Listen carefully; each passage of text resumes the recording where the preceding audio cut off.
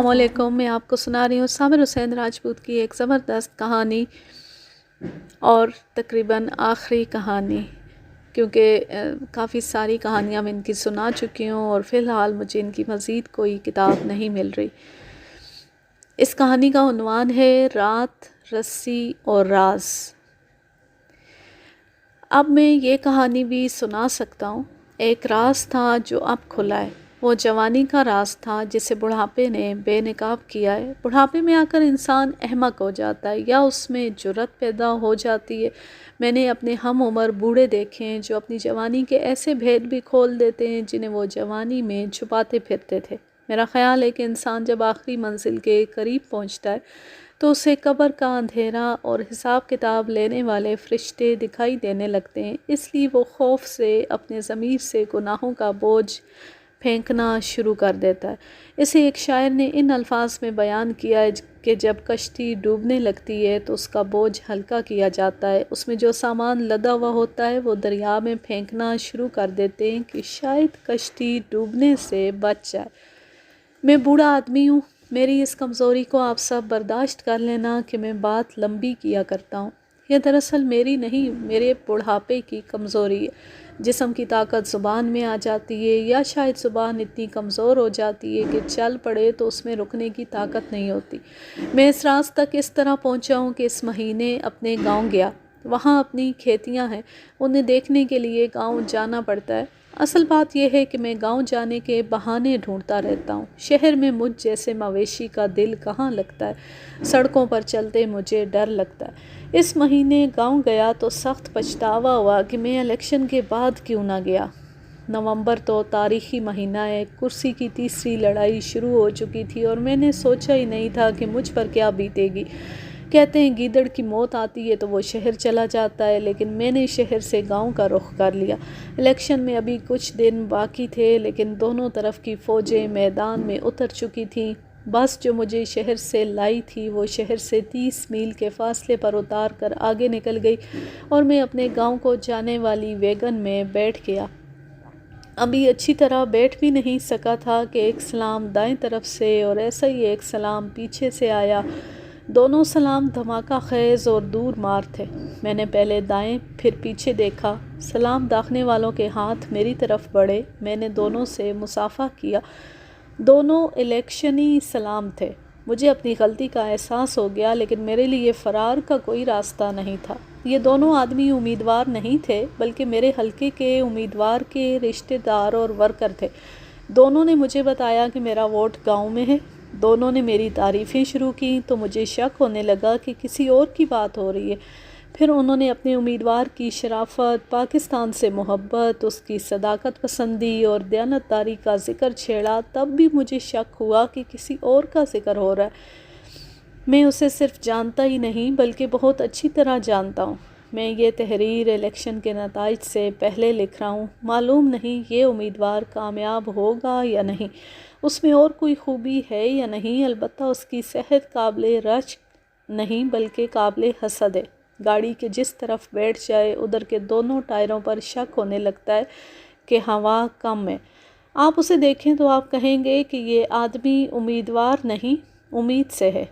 Vegan بھر گئی تو چل پڑی. 2 جگہوں پر رکی تو وہاں بھی الیکشن کا ہنگامہ دیکھا.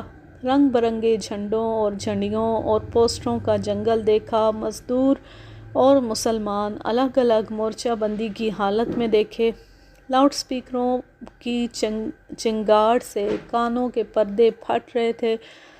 مزدوروں اور مزاروں کو اپنے پاؤں میں بٹھا کر ان سے ٹانگیں دبوانے اور مالش کرانے والے اب اپنے چھپائے ہوئے پوسٹروں کے مطابق ان مزدوروں اور مزاروں کے خادم بنے ہوئے تھے جنہوں نے کبھی مسجد میں قدم نہیں رکھا اور جو دیہات کے مولویوں کو بھی اپنا کمین بنا کر رکھتے ہیں وہ اسلام اور شریعت کے علم بردار بنے دیکھے. آخر ویگن وہاں رکی جہاں میں نے اترنا تھا. میں اترا. مجھے صرف گارڈ آف آنر نہیں دی گئی اور 2 بچیوں نے مجھے گلدستے پیش نہیں کیے. باقی کوئی کسر نہ رہنے دی گئی. میرا استقبال ایسا پرتپاک اور والہانہ کیا گیا جیسے میں کسی ملک کا صدر یا ڈکٹیٹر ہوں اور سرکاری دورے پر آیا ہوں. ان لوگوں نے میرا استقبال ایسا ہی کرنا تھا. کیونکہ میں صرف ایک پرچی نہیں بلکہ 20-22 پرچیوں کی ایک کاپی ہوں۔ اس کاپی میں سے کوئی ایک پرچی پھاڑ کر الگ نہیں کی جا سکتی۔ گاؤں میں بھی اتنا اثر و رسوخ ہے کہ دوسری کاپیوں میں سے ایک ایک دو پرچیاں پھاڑ کر اپنی کاپی میں لگا سکتا ہوں۔ یہ وجہ تھی کہ گاؤں کے اسٹاپ پر میرا استقبال شاہانہ ہوا، لیکن استقبال کرنے والے دو گروہ تھے، ضیاء ازم اور بھٹو ازم۔ انہوں نے میری وہی حالت کر دی جو میری نوجوانی میں اس گیدڑ یا خرگوش کی ہوا کرتی تھی جو شکار پر ہمارے کتوں کے گھیرے میں آ جاتا تھا۔ میں ایسا پتھر ہوں جس پر کوئی ازم اثر نہیں کرتا، میں مجسم عزم ہوں، اور اس کا تعلق اسلام کے ساتھ ہے۔ اسلام سے میری مراد سیاسی اسلام نہیں، میرا اسلام مجھ سے پرچیاں نہیں مانگا کرتا۔ میں خیریت سے اپنے گھر پہنچنے میں کامیاب ہو گیا۔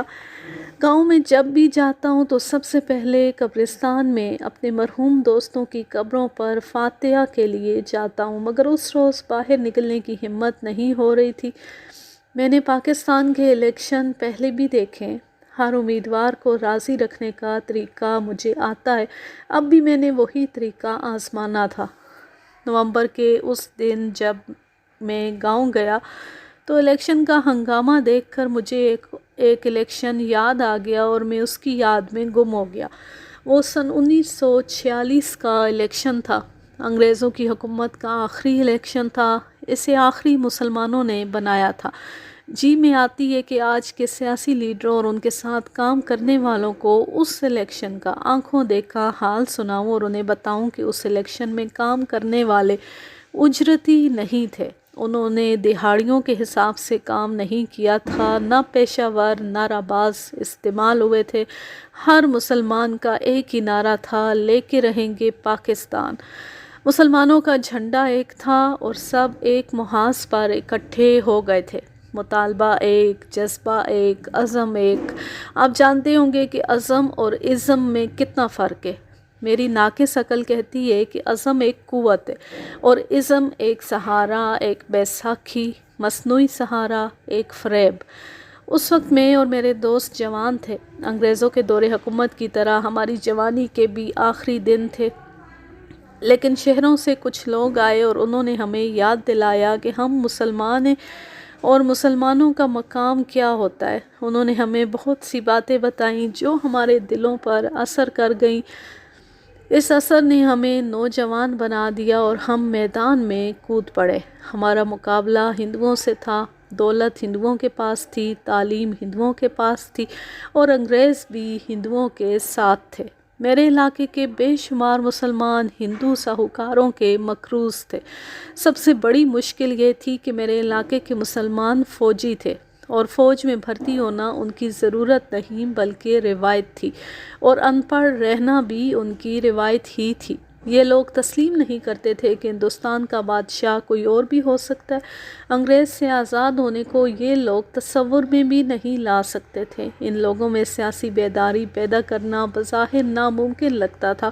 پاکستان کی اہمیت کو وہ کیا سمجھتے؟ وہ پاکستان کا مطلب ہی نہیں سمجھتے تھے۔ ان میں جو کوئی سمجھ جاتا وہ مذاق اڑاتا تھا، لیکن مسلمانوں کے خون میں جو جذبہ صدیوں سے چلا آ رہا ہے وہ لیڈروں نے بیدار کر لیا۔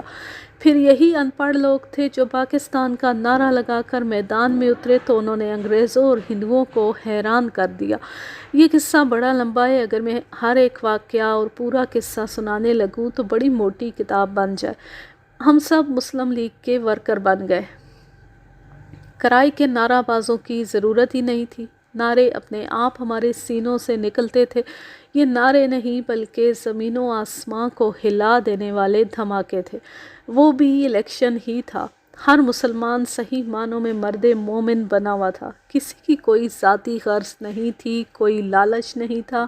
سب جانتے تھے کہ پاکستان کے قیام کا انحصار صرف اس الیکشن پر ہے۔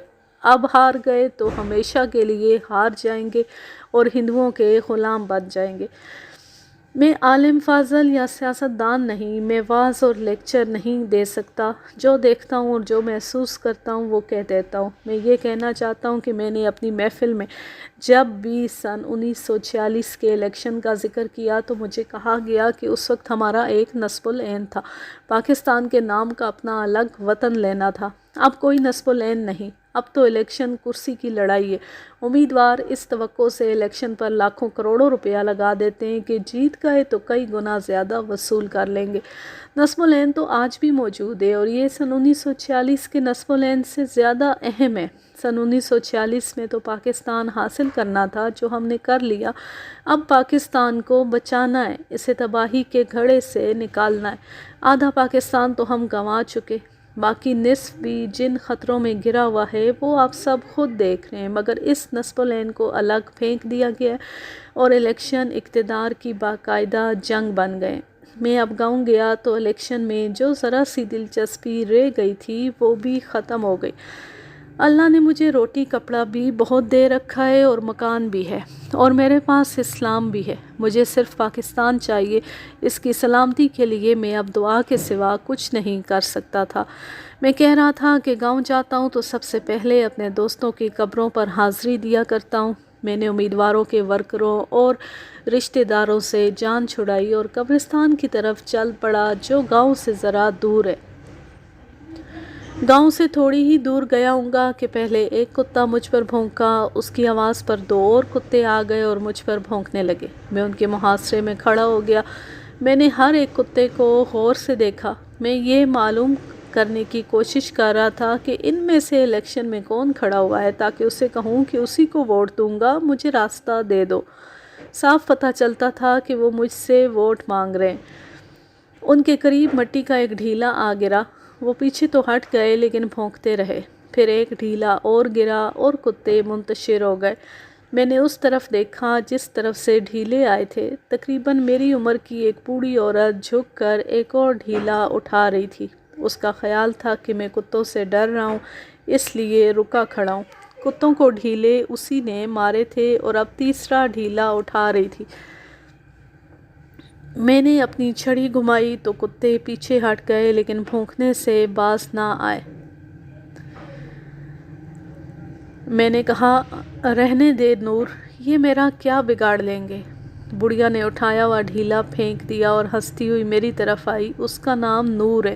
اب تو گاؤں کے کتے بھی ہمیں نہیں پہچانتے۔ اس نے کہا، کتے تو تمہارے اور تمہارے دوستوں کے تھے، اچھی نسل کے تھے، اس لیے بندہ دیکھ کر بھونکتے تھے۔ یہ کمین نسل کے کتے ہیں، جہاں کچھ کھانے کی مشک آتی ہے وہاں جا پہنچتے ہیں، ایک دوسرے پر بھی بھونکتے ہیں۔ تم کب آئے ہو؟ ابھی ابھی آیا ہوں، فاتحہ کے لیے قبرستان جا رہا ہوں۔ چل اکٹھے چلتے ہیں، میں بھی ادھر ہی جا رہی ہوں۔ اس نے آہ لے کر کہا، کچھ دن اور اپنے پاؤں پر قبرستان جائیں گے، پھر گاؤں والے اٹھا کر چھوڑ آئیں گے۔ اور کتنا جئیں گے سابو، تو نے اچھا کیا، شہر چلا گیا ہے، دوہتوں پوتوں میں اچھا وقت گزر جاتا ہوگا۔ میں سمجھتا تھا کہ میں ہی بہت بولتا ہوں، لیکن میرے ساتھ کی یہ بڑھیا بولے ہی جا رہی تھی۔ میرے قدم ذرا تیز ہو جاتے تو وہ میرا بازو پکڑ کر کہتی، ذرا آہستہ سابو، اب مجھ سے اتنا تیز نہیں چلا جاتا۔ کیا بہت جلدی ہے تجھے قبرستان پہنچنے کی؟ وہ بولتی جا رہی تھی اور میں ہوں ہاں کرتا اس کے ساتھ جا رہا تھا۔ اس کی آواز میں بڑھاپے کا لرزہ پیدا ہو چکا تھا۔ میں نے اس کی طرف دیکھا۔ اس کے بال جو دودھ جیسے سفید ہو گئے تھے، کسی وقت کالے ہوا کرتے تھے۔ جوانی میں دوپٹہ اس کے سر پر رہتا تھا اور اس کے چند ایک بال دائیں اور بائیں گال اور کانوں کے درمیان دوپٹے سے باہر نظر آتے تھے۔ وہ کوئی خاص طور پر خوبصورت لڑکی نہیں ہوا کرتی تھی، لیکن اس کے چہرے کے نقوش دلکش تھے۔ اس کی آنکھیں ایسی تھیں جیسے وہ نشے میں ہو۔ اس کے ہونٹوں پر ہر وقت مسکراہٹ رہتی تھی۔ اس کا جسم لمبوترا تھا جو دل کو اچھا لگتا تھا۔ اب اس کے چہرے پر جھریوں کا جال بچھا ہوا تھا۔ اس کے سفید دانتوں کو عمر نے کھا لیا تھا اور اس کی نشیلی آنکھیں سفید اور بے نور ہو گئی تھیں۔ سیدھا کھڑا جسم کمان کی صورت اختیار کر گیا تھا۔ ایک پرانی کہانی سناتا ہوں۔ میری شادی کو 1 سال ہو گیا تھا۔ بیوی میرے گلے میں پٹا ڈالنے میں ناکام ہو چکی تھی۔ اس نے ایک روز مجھے ہونے والے بچے کا واسطہ دے کر کہا کہ میں کتوں کی یاری اور شکار چھوڑ دوں۔ میں نے اسے کہا تھا کہ بچے کو پیدا ہو لینے دو، پھر میں شکار سے توبہ کر لوں گا۔ ہمارا شکار مفت ہوتا تھا، اس میں ایک پیسہ بھی خرچ نہیں ہوتا تھا۔ ہمیں مائیں اس لیے روکتی تھی کہ یہ خطرناک شغل ہے۔ میں آپ کو کئی حادثے سنا چکا ہوں۔ من اپنا پرانا پاپی تھا، دوسرا بچہ بھی پیدا ہو گیا، لیکن میں نے شکار سے توبہ نہ کی۔ ایک روز ہم کتوں کو لے کر نکلے اور بہت دور نکل گئے۔ ایک برساتی نالے سے گزر کر ہم گھاٹی چڑھ گئے۔ نالے کے کنارے اونچی دیواروں جیسے تھے۔ اوپر جا کر دیکھا، وسیع علاقہ بنجر اور ویران تھا۔ درخت بہت تھے اور جگہ جگہ اونچی نیچی گھاس تھی، جھاڑیاں بھی تھیں اور اک کے پودے زیادہ تھے۔ آگے چھوٹی چھوٹی کھیتیاں تھیں۔ گندم کی فصل اونچی ہو گئی تھی اور خوشے نکل آئے تھے۔ کتوں کو ہم نے کھلا چھوڑا ہوا تھا۔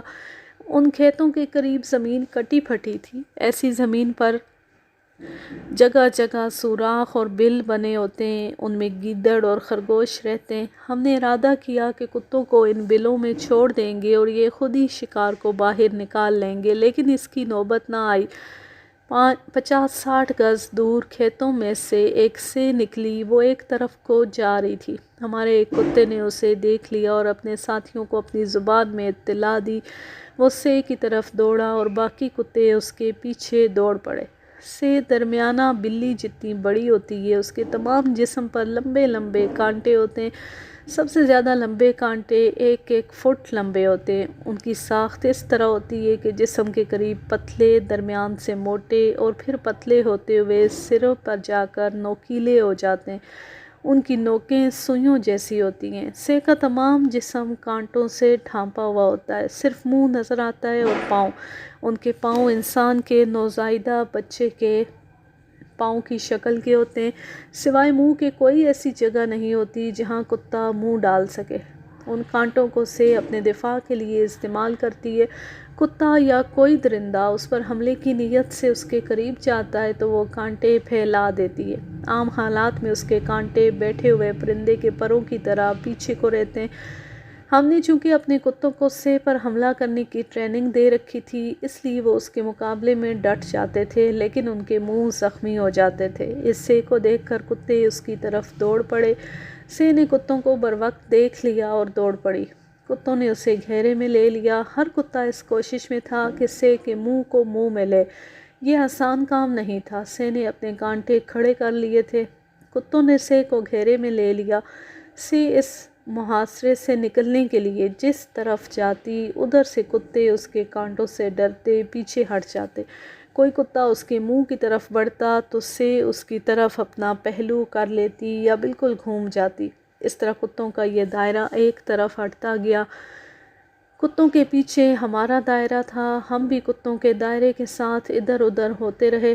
ایک کتے نے سے پر حملہ کر دیا، لیکن وہ چیختا چلاتا پیچھے کو دوڑا۔ اس کے ہونٹوں سے خون پھوٹ آیا۔ اس کے ساتھ ہی ہمارے کسی ساتھی کی سخت گھبرائی ہوئی آواز سنائی دی، اوہ اوہ اوئے! یہ آواز دور ہٹتی گئی۔ ہم سب نے ادھر دیکھا۔ اکو دندی سے گر پڑا ہے، ہمارے ایک ساتھی نے کہا۔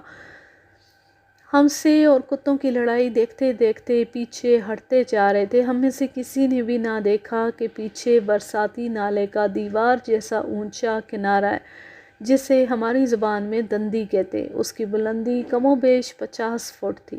یہ دندیاں تودوں کی شکل میں ٹوٹ ٹوٹ کر گرتی رہتی ہیں اور تودے نیچے آ کر ٹوٹتے نہیں، یہ الگ اپنا وجود قائم رکھتے ہیں۔ ہم نے نیچے دیکھا۔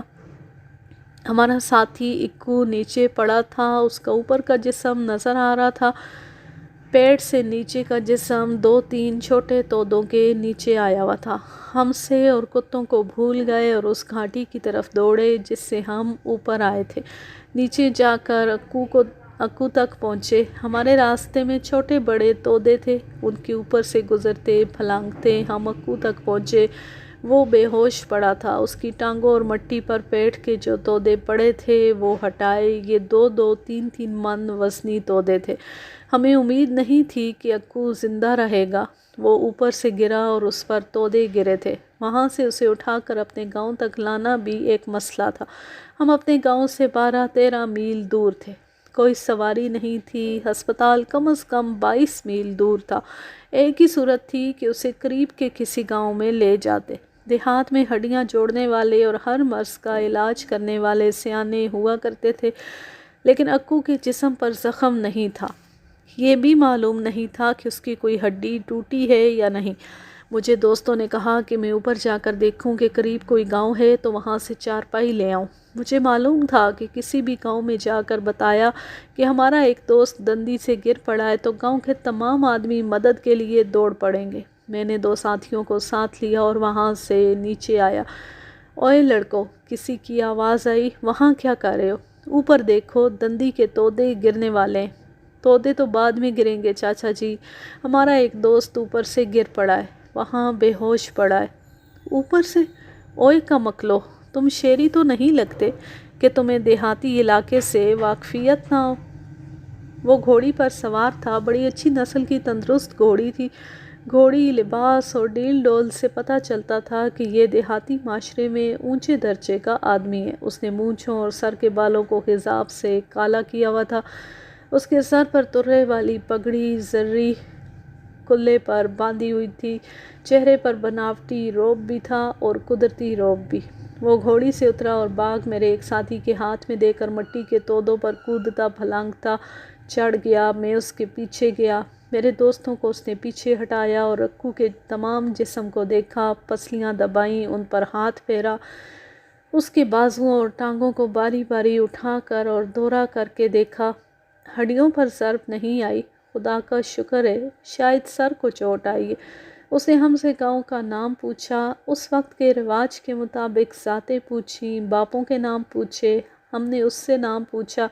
میں یہ نام ظاہر نہیں کروں گا، یہ بتا دیتا ہوں کہ وہ فوج کا ریٹائرڈ جمعدار تھا۔ انگریزوں کے زمانے میں جمعدار ہوتے تھے۔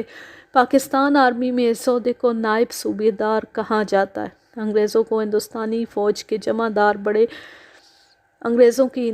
فوج کے جمعدار بڑے دلچسپ ہوا کرتے تھے، لیکن یہ جمعدار اپنی گھوڑی کی طرح بڑی اچھی نسل کا تھا۔ اس میں سنجیدگی بھی تھی اور وقار بھی۔ تمہارا گاؤں بہت دور ہے، ہسپتال تو بہت ہی دور ہے، اسے اٹھاؤ اور میری گھوڑی پر بٹھاؤ۔ اکو کو اٹھا کر نیچے لے گئے اور جمعدار کے کہنے پر گھوڑی پر بٹھا دیا۔ وہ بیٹھ نہیں سکتا تھا کیونکہ بے ہوش تھا، اس کا سر ڈھلک جاتا تھا۔ جمعدار اس کے پیچھے گھوڑی پر سوار ہو گیا اور اکو کی پیٹھ اپنے ساتھ لگا کر اس کے سر کو اپنے کندھے پر ڈال کر اس کے ماتھے پر ہاتھ رکھ دیا۔ اکو کے کپڑوں اور سر پر مٹی مٹی تھی اور جمعدار کے کپڑے دھلے دھلائے تھے۔ اس نے فراق کوٹ پہن رکھا تھا۔ اکو کی ساری مٹی نے جمعدار کے کپڑے خراب کر دیے، لیکن اس نے پرواہ نہ کی۔ برساتی نالے میں پانی کی ایک لکیر سی بہہ رہی تھی۔ ان نالوں کی شان ساون بھادوں میں دیکھنے والی ہوتی تھی۔ جمعدار نالے کے اندر اندر چل پڑا۔ ہم نے منہ سے وسلیں بجائیں، کتوں کے نام لے لے کر پکارا۔ کتے گھاٹی اتر کر آ گئے۔ ہم نے انہیں زنجیریں ڈالیں اور جمعدار کی گھوڑی کے پیچھے پیچھے چل پڑے۔ معلوم نہیں کتوں نے سہ کو مار لیا تھا یا نہیں۔ 5-6 کتوں کے منہ سہ کے کانٹوں سے لہو لہان تھے۔ جمعدار ذرا آگے جا کر گھاٹی چڑھا۔ ہم اوپر گئے تو ایک گاؤں کی چھتیں نظر آنے لگیں۔ یہ جمعدار کا گاؤں تھا جو نشیبی علاقے میں تھا۔ ایک طرف سلوں کی چٹانیں تھیں، آگے تمام علاقہ ایسی ہی چٹانوں کا تھا۔ ایک راستہ ہمیں نیچے لے گیا اور ہم جمعدار کے گاؤں میں داخل ہوئے۔ جمعدار کا مکان پکا تھا۔ وہ اچھی خاصی حویلی تھی جو گاؤں کے کچے مکانوں میں محل جیسی لگتی تھی۔ جمعدار نے اکو کو ڈیوڑی کے ساتھ والے ایک کمرے میں پلنگ پر لٹایا۔ اتنے سارے کتے اور شکاری پارٹی کو دیکھ کر گاؤں کے لوگ جمعدار کی حویلی کے سامنے اکٹھے ہو گئے۔ بے ہوش اکو بھی ان کے لیے سنسنی خیز تماشا تھا۔ جمعدار نے ایک آدمی کو بلا کر کچھ کہا اور وہ فوراً جمعدار کی گھوڑی پر سوار ہو کر چلا گیا۔ اکو ہوش میں آ گیا۔ وہ کہتا تھا درد سے سر پھٹ رہا ہے، پیٹھ اور بازو میں بھی درد کی شدت کی شکایت کرتا تھا۔ اسے اس سے زیادہ درد ہونا چاہیے تھا۔ ہم تو سمجھتے تھے کہ اس کی ساری ہڈیاں ٹوٹ گئی ہوں گی یا ٹیڑھی ہو گئی ہوں گی۔ وہ بہت اونچی جگہ سے گرا تھا، تو اس کی خوش قسمتی یہ تھی کہ وہ مٹی کے تودے تھے جن پر وہ گرا۔ اگر جگہ پتھریلی ہوتی تو اکو زندہ نہ رہ سکتا، اور یہ کہانی بھی نہ بنتی جو میں سنا رہا ہوں، اور ہم پر ہمیشہ کے لیے دفعہ 144 نافذ ہو جاتی کہ گاؤں میں نوجوان لڑکے 4 سے زیادہ اکٹھے نہیں ہو سکتے، اور کوئی لڑکا چھری، چاقو، لاٹھی اور کتا اپنے ساتھ لے کر چل پھر نہیں سکتا۔ کتوں پر بھی پابندی عائد ہو جاتی کہ کوئی کتا گاؤں سے باہر نہیں جا سکتا۔ اگر کتا اکیلا ہو تو گاؤں سے تھوڑی دور جا سکتا ہے، لیکن اپنے مالک کو ساتھ لے کر کہیں نہیں جا سکتا۔ ہم اب بھی محفوظ نہیں تھے، یہ حادثہ معمولی نہیں تھا۔ اکو ہلنے جلنے کے قابل نہیں تھا۔ ہم نے اپنے گاؤں اطلاع دینی تھی۔ ہم نے جمعدار سے کہا کہ وہ گاؤں سے ہمیں گھوڑی یا ٹٹو دے دے جس پر بٹھا کر ہم اکو کو گھر لے جائیں۔ میری ناک کٹوانی ہے، جمعدار نے ایسے رعب سے کہا جس میں پدرانہ شفقت ہوتی ہے۔ میری پگڑی اپنے اور میرے گاؤں میں اچھالنی ہے۔ میرے گاؤں کا کوئی آدمی تمہارے گاؤں کے قریب اس حالت میں پڑا ہو تو کیا تم اسے اٹھا کر یہاں لے آؤ گے؟ تم سب خاندانی لڑکے ہو، مسلمانوں کی اولاد ہو۔ یہ گھوڑے یا ٹٹو پر بیٹھنے کے قابل ہو جائے تو میں تمہیں اپنی گھوڑی دوں گا۔ ابھی تو میں نے سیانے کو بلایا ہے، وہ اسے دیکھے گا، دوا دارو دے گا، پھر جس طرح وہ کہے گا میں اسی طرح کروں گا۔ یہ اس دور کا دیہاتی معاشرہ ہے۔ یہ جمعدار ہم پر خصوصی مہربانی نہیں کر رہا تھا۔ اس کی جگہ کوئی غریب آدمی ہوتا تو وہ بھی یہی کرتا اور ایسے ہی کہتا۔ ہم اپنے کتوں سمیت صرف جمعدار کے نہیں، سارے گاؤں کے مہمان تھے۔ میں یہ بھی واضح کر دوں کہ سیانہ ڈاکٹر اور حکیم کو کہا جاتا تھا، اور جن دیہاتیوں کو شہر کی ہوا لگ جاتی تھی وہ ڈاکٹر کو ڈوکدار کہا کرتے تھے۔ جمعدار کا بلایا ہوا سیانہ آ گیا۔ وہ ایک ہندو حکیم تھا اور جراح بھی تھا۔ اس نے اپنے انداز سے اکو کا معائنہ کیا۔ اس کی تشخیص یہ تھی کہ ہڈیاں بالکل ٹھیک ہیں، سر پر چوٹ آئی ہے اور جسم کے بعض پٹھوں پر بہت برا دباؤ پڑا ہے۔ اس نے حکم کے لہجے میں کہا کہ مریض کو کم از کم 7 دن پلنگ سے اٹھنے نہ دینا۔ یہ تو چھوٹی چھوٹی باتیں جو میں نہ سناؤں تو بھی کوئی فرق نہیں پڑتا، بات لمبی ہوتی جا رہی ہے۔ ہمارا ایک دوست ہوا کرتا تھا جس کا میں نے اپنی کہانی میں کبھی ذکر نہیں کیا۔ اس کا نام رفیق تھا اور اسے فیقا کہتے تھے۔ خوبصورت نوجوان تھا۔ خوبصورتی سے مراد زنانہ خوبصورتی نہیں، اس وقت مردوں کی خوبصورتی کچھ اور ہی طرح کی ہوتی تھی۔ دراز قد، گٹھا ہوا جسم، چہرے پر بھی اور باتوں میں بھی خود اعتمادی اور اخلاقی جرأت۔ ہم نے فیقے کو یہ ڈیوٹی دی کہ وہ اکو کے ساتھ رہے اور ہم سب اپنے گاؤں چلے جاتے ہیں۔ جمعدار نے ہم سب کی خاطر تواضع دل کھول کر کی، ایسی ہی خاطر تواضع ہمارے کتوں کی بھی ہوئی۔ اکو کو ہندو سیانے نے دیسی دوائیاں دیں اور اس کے کہنے پر اسے گرم دودھ پلایا گیا جس میں گھی ڈالا گیا تھا۔ اس وقت گھی کا مطلب خالص گھی ہوتا تھا۔ دیہات میں بناسپتی اور ناخالص کا تصور ہی نہیں تھا۔ فیقے کو وہاں چھوڑ کر ہم اپنے گاؤں کو روانہ ہوئے۔ ہم جانتے تھے کہ اکو کے حادثے کی اطلاع پر ہم سب کی مائیں ہمارے ساتھ کیا سلوک کریں گی۔ وہی سلوک ہمارے ساتھ ہوا۔ اس کی تفصیل کیا سناؤں؟ یوں کہہ لیں کہ جس طرح جمعدار نے دل کھول کر ہماری خاطر مدارت کی تھی، اسی طرح ماؤں نے بھی ہماری خاطر تواضع کی۔ اس میں انہوں نے ہمارے والد صاحبان کو بھی مدعو کر لیا جو ہمیں گاؤں سے اتنی دور جانے اور خطرناک کھیل کھیلنے کی اجازت دے دیا کرتے تھے۔ قیامت تو اکو کے گھر بپا ہوئی۔ ہم نے اس کے گھر یہ نہیں بتایا تھا کہ وہ بے ہوش ہو گیا تھا، یہ بھی نہ بتایا کہ وہ کتنی بلندی سے گرا اور تودے اس پر گرے تھے۔ ہم نے یہ کہا کہ وہ ذرا گر پڑا۔ اس کے گھر والے سمجھ گئے کہ جو ہمارے ساتھ واپس نہیں آ سکا اور کسی اور گاؤں میں ہے تو وہ ذرا سا نہیں گرا۔ اکو کی ماں اور اس کا باپ، ایک بہن اور ایک بھائی اسی وقت چل پڑے۔ میں اور میرا سب سے پیارا دوست راجہ شہباز خان ان کے ساتھ گئے۔ ہم سب گھوڑیوں پر سوار تھے۔ جمعدار کا گاؤں 13-14 میل دور تھا۔ وہاں ہم رات کو پہنچے جب سب سوئے ہوئے تھے۔ وہ اکو کو ساتھ لانا چاہتے تھے لیکن جمعدار نے انہیں کہا کہ سیانے نے بڑی سختی سے کہا ہے کہ اسے 7 دن پلنگ سے اٹھنے نہ دینا۔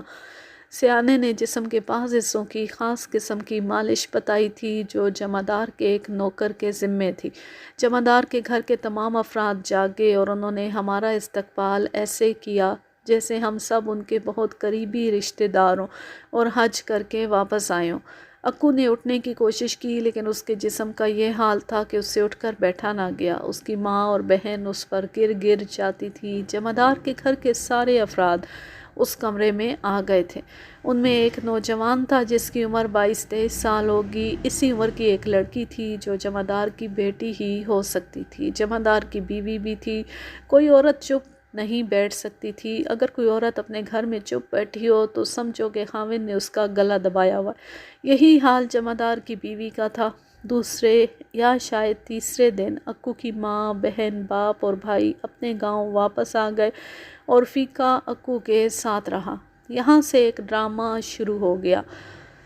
7-8 دنوں بعد اکو واپس اپنے گھر آ گیا۔ اس کے ماں باپ ان 7-8 دنوں میں 2 بار اسے دیکھنے گئے۔ ہندو حکیم نے اسے آنے کی اجازت نہیں دی تھی۔ آخر اکو چلنے پھرنے کے قابل ہو گیا اور حکیم نے اسے اجازت دے دی۔ اس کے سر کو ایسی چوٹ آئی تھی کہ سر کا درد نہیں جاتا تھا اور کبھی کبھی اکو اس طرح باتیں کرنے لگتا تھا جیسے اس کا دماغی توازن خراب ہو گیا۔ یہ حالت زیادہ سے زیادہ 5 منٹ رہتی تھی۔ حکیم نے اسے کہا تھا کہ وہ تیسرے چوتھے دن اس کے پاس آیا کرے۔ اپنے گاؤں واپس آ کر تیسرے چوتھے دن اکو حکیم کے پاس جانے لگا تو اس کا بھائی اس کے ساتھ جانے کے لیے تیار ہوا لیکن فیقے نے کہا کہ وہ ساتھ جائے گا۔ اکو نے بھی یہی ضد کی کہ فیقہ اس کے ساتھ جائے گا۔ ماں باپ نے اس کی ضد مان لی اور وہ دونوں گھوڑیوں پر گئے اور شام کو واپس آ گئے۔ اس کے بعد بھی اکو وہاں جاتا رہا۔ وہ ہمارا دوست تھا۔ ہم نے اور 2-3 دوستوں نے اسے ہر بار کہا کہ ہم اس کے ساتھ چلیں گے لیکن اس نے کوئی نہ کوئی بات بنا کر ٹال دیا۔ ہم نے یہ بھی دیکھا کہ فیقہ زیادہ زور دے کر کہتا تھا کہ ہم نہ چلیں۔ اس سے ہمیں کچھ شک ہوا۔ آج کے لیے بس اتنا ہی۔ اب میں لیتی ہوں آپ سے اجازت۔ جا رہے خوش رہیں، شاد و آباد رہیں، ہنستے مسکراتے رہیں۔ اور اگر یہ کہانی یا میرا انداز پسند آئے تو اس چینل کو سبسکرائب ضرور کر لیں۔ اس ویڈیو کو لائک کیجئے، شیئر کیجئے اور اچھا سا کومنٹ کیجئے۔ اللہ حافظ۔ اللہ نگہبان۔